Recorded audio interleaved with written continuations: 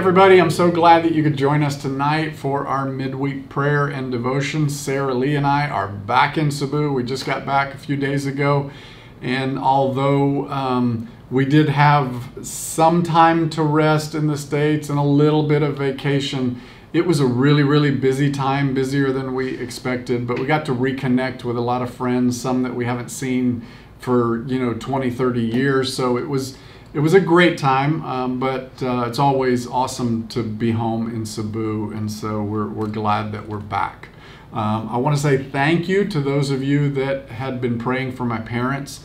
They were encouraged to know that people all the way in the Philippines were praying for them. My dad had surgery while we were in the States, and so it was really timely that we were able to be with them during that time. I think it meant a lot to them. Both of my parents are in their mid-80s now, and so their health isn't always that great, but God's sustaining them, and they're doing well, and Dad recovered well from his surgery, so thanks so much for your prayers, and we're grateful that we got to spend that time with them, as well as spending time with our kids and other family back there in the States too. I just wanted to say a huge shout out to all of our incredible staff, both at Quest and at our nonprofit Intersect, for taking care of everything while we were away. You guys are rock stars, and I don't thank you enough, but I just wanted to say this publicly, that we're so grateful for all that you did while we were away, and all that you do all the time. Also to the volunteers that were such a big part of pulling things together, our musicians, people that are involved in getting our children's content, even the production and media guys that do stuff behind the scenes. So thank you. We can't wait to see you guys and get together again. In fact, in light of that, please be in prayer for our staff and our leadership as we make decisions towards that, because we know that a lot of people are asking about when are we going to be meeting in person again, and we want to do that soon. So we haven't made a decision yet, but I assure you that we started having those discussions almost as soon as we landed, and so we're trying to put that together, and as soon as we have a final decision, we'll let you know. Hopefully that'll be very soon. And so for those of you that have traveled internationally before, you know how it can take a lot out of you to go from one side of the world to the other and back, and how your sleeping patterns get messed up and your energy level takes a while to bounce back. And so because Sarah Lee and I arrived just a few days ago, we're still very much in the middle of that process. And I am so grateful for my good friend Randy Xia that I was able to call last minute and say, can you rescue me and do a devotion for me one more time while Sarah Lee and I recover from jet lag. So he's going to be doing devotion tonight. So thank you, Randy. Last reminder is, don't forget that this Sunday is our conclusion, and it's a very powerful conclusion for our series that we've been doing with Andy Stanley called You're Not Far. So be thinking of some friends that you can invite, send out an invite, send out a message, make sure that they join with you online. But for now, here is Randy Stanley, or Randy Xia as we know him, with tonight's prayer, reflection, and devotion. God bless. Hi guys, good evening, and welcome to our Wednesday night devotional and prayer time again. I hope you're having a great week so far, and it's really good to know that Pastor Les and Sarah are back in Cebu now. And so he actually asked me to share a little bit tonight also, because he's still resting, and they're just kind of taking time to kind of just rest from their vacation. So anyway, tonight I'll be talking about something that we all have experienced, and I'll be reading actually from Turning Point. It's a devotional by David Jeremiah, and this is what I use every night with Safe. So I'll be sharing one devotional here that I think all of us could relate to. So I'm going to read a little bit at the very beginning of this devotional, okay? So here it is, okay? So the passage we're going to go through tonight is actually Ephesians chapter 6, verse 11.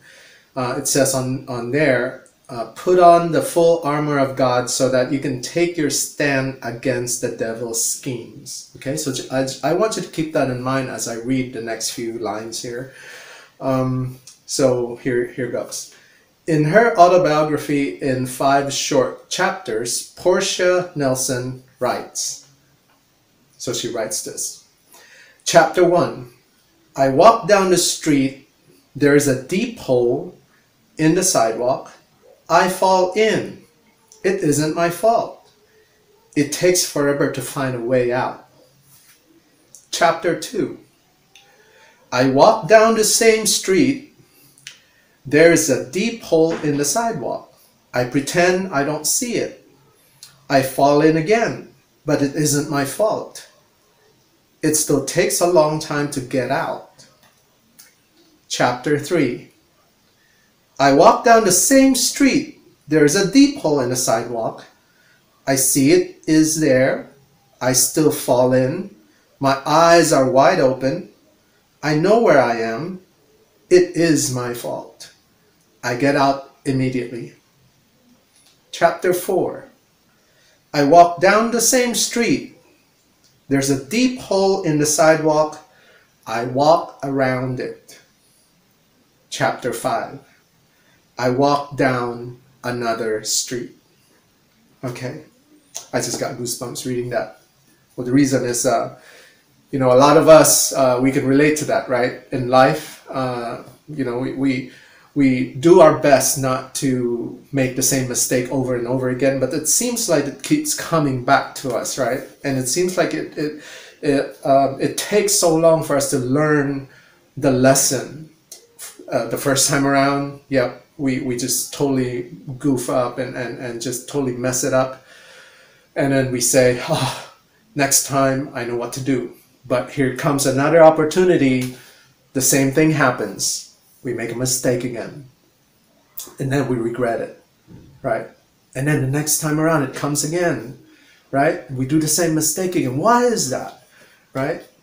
And there's really no reason, nothing we can say can really show us why that is, except that we are sinful in nature, right? And no matter what we do, this sin nature within us keeps fighting over the good things that we want to do, right? It's a battle between the good and evil.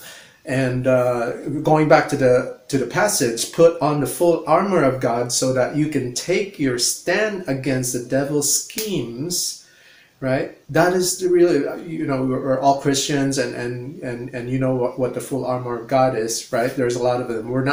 We won't have time to elaborate that, but there is something about, just putting on what God has instructed us, the things that we hear about, the things that we learn from him, the stories that we see, that we hear in the Bible, the examples that are in the Bible, there's a lot of them that we can learn from, but for some reason it's just so hard to apply it, right?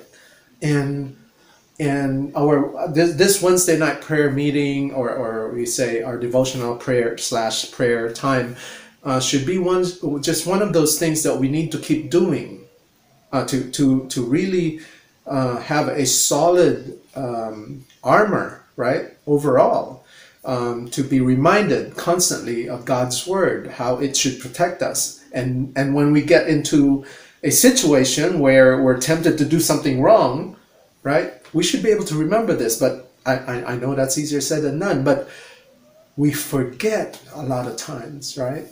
And so there's a lot of things that come with being strong and knowing where you stand, right?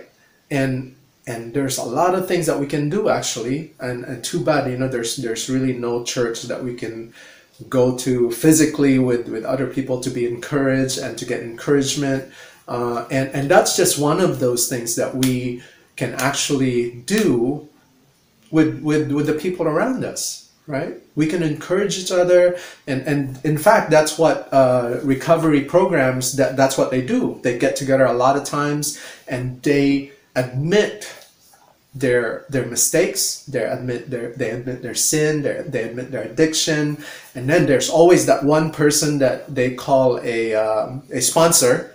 Basically, it's just like a team, like a partner, where you can call during the week when you're tempted, or when you're thinking of, let's say for instance, alcohol, right? And if someone during the week is tempted to drink alcohol, or he's like just craving for it, then he's supposed to call his accountable partner.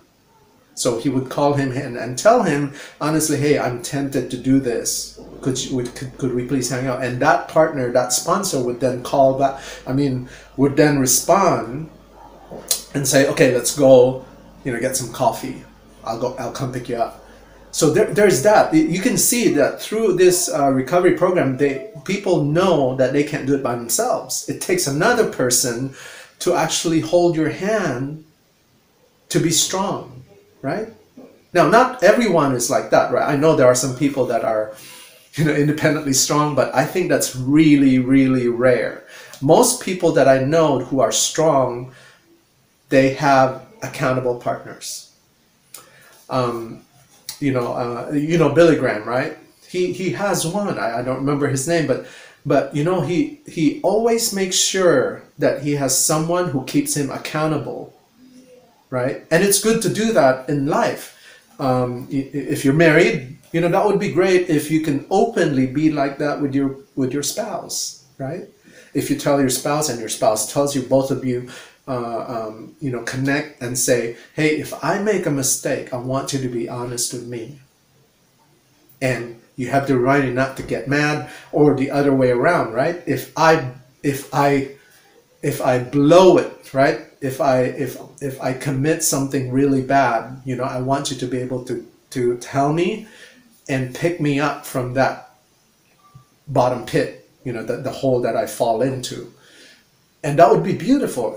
But sadly, a lot of couples actually, from you and I know, a lot of couples don't do that. And that is a sad thing. We see people fight over something, argue over something, and there seems to be no solution. Okay, so really the best way to be able to overcome these pitfalls in our lives, to overcome falling into that deep hole, is to really decide on what you need to do. And if you can't do it by yourself, you need someone to keep you accountable, right? You need someone to walk away or around that hole, or go to another street, because you're just too weak. You just don't know. Maybe you don't know what other street to take, right? That is possible, right? You're just so familiar with one way to do a thing, and sometimes you need someone else to give you other ideas, how to get rid or how to avoid making the same mistake again, right? But really, the bottom line of this whole devotional is to be able to seek God out. We say this a lot at church, right? You got to trust God, you got to have faith in God and all that stuff. But sometimes it almost sounds just like a cliche, and all Christians say that a lot, But in reality, in the lives of those Christians, do they really have what it takes to be strong, to stand? Why do we always make a mistake? Why do we make the same mistakes most of the time, right? Maybe there's something about me and God that is not quite there. Maybe I need to learn a little bit more about the armor of God, right? The helmet, the shield, the breastplate.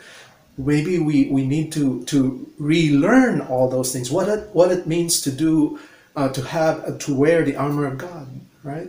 It would be so nice if that's tangible. I would totally just wear that so that I'll be protected from any temptation to make a mistake, right? Or to sin. So I encourage all of us, I always say all of us, including myself, I'm sharing this devotion, and sometimes I feel like I'm not fit to share things like this, because I don't want to sound like I've got it, In fact, the people that usually share devotional, or even the preachers, they're the ones who actually feel the need to, and I really feel that, how I wish I could just be perfect in that, right? All just wearing the armor of God and perfectly be strong and knowing how to stand strong. So I encourage all of you, seek God, right? Check your faith, check everything that you stand for, and know where you stand, and have someone else, right? If you're not sure, have someone else hold your hand, so to speak. Okay, there's a lot of people that you could call, you could talk to, right? Just church alone, you can probably name a lot of people, a few people that you trust and that you can depend on as to giving you advice. So the resources are available. Don't do this on your own, right? I know in my past that I've made so many mistakes. I've made so many things that were not honorable to God, and because I was alone, I thought I could do it. Oh, I know the Bible, I know what God says, and that's the most dangerous part of this whole thing, when you say you know what God is saying in a particular scripture. Sometimes we know the Bible so well, but we don't really live it. We just know what to tell others, how to tell it, or how to judge others, how to criticize others, but we don't do it for ourselves. So we need to be able to grab that, the message of being a strong soldier, so to speak, of Christ, right? A Christ follower, someone who follows Christ, and to follow that direction. I'm sure, wherever Christ walks, right? And if we follow him, I don't think Christ is going to fall into a ditch or a hole, right? That's guaranteed, right? And I believe, I think we tend to do that, to fall, because we have not reached a point where we really know that and believe that. We just know it by reading it, know it in our heads, but in our hearts, maybe it's not totally in our hearts yet, where we haven't really embraced fully, because we're afraid. What does it look like if we follow full time? Does that mean I won't be able to have fun anymore? I won't be able to talk a certain way with my friends anymore, right? So it takes a lot, right? It is simple, but yet it takes a lot, right? Because we battle, we have this nature, this sin nature, that's constantly battling with what our new person, our new self have become, right? So I encourage you all to just do your devotional every day, and just seek God out, and look for someone that you can have, that you can trust and be with, and just have an accountability between both of you. That is a good step, actually, to do, a good first step if you're struggling right now. I encourage you to do that. Okay, so anyway, so that's all I have for tonight, and I hope we were a bit encouraged by that. And so thank you again, guys, and again, have a good rest of the week. Stay safe, stay healthy, and even though Cebu is a little bit kind of easing on the rules, do not neglect the protocols. Okay, still wear your mask, your face shield. Okay, no matter how ridiculous it sounds like to other people who don't believe these things, don't mind them. Just wear the mask anyway. I know people who have kind of criticized us for still being so scared to get out. I'm like, I don't care if they criticize us. I know I know the risk, right? And I have kids. No, I should still protect myself. So, okay, so don't take it for granted. Okay. I'll see you next week, and thank you again for joining us tonight. Bye-bye.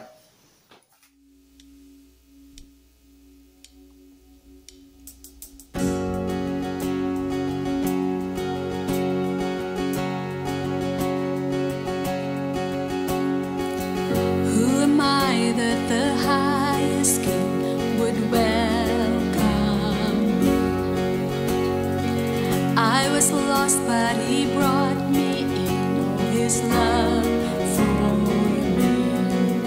Oh, His love for me. Who the Son sets free, oh, is free.